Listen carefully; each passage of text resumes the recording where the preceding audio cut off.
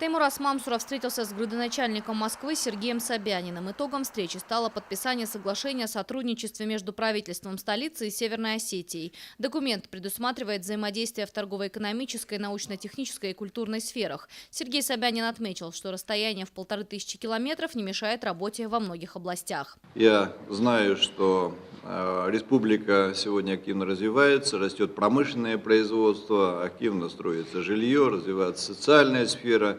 Я думаю, что подписанное соглашение только поможет республике активизировать эти процессы, сделать их перспективными и стабильными на ближайшие годы. Так что я с удовольствием подпишу это соглашение.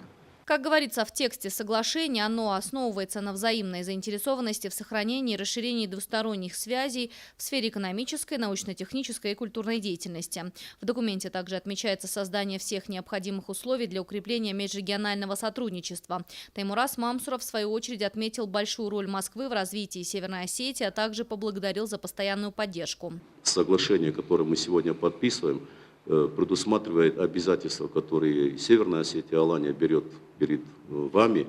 И я вас заверяю, мы сделаем все, чтобы полностью идеи, мысли, заложенные в тексте соглашения, будут нами выполнены. Мы сделаем все, чтобы текст соглашения не остался просто бумагой. Напомним, Северная Осетия уже подписала порядка 40 документов о сотрудничестве с различными субъектами Российской Федерации. За последние 8 лет заключены 12 соглашений. Елена Черенкова, Тимур Мазаев, Эльдар Афашоков, Осетия ТВ.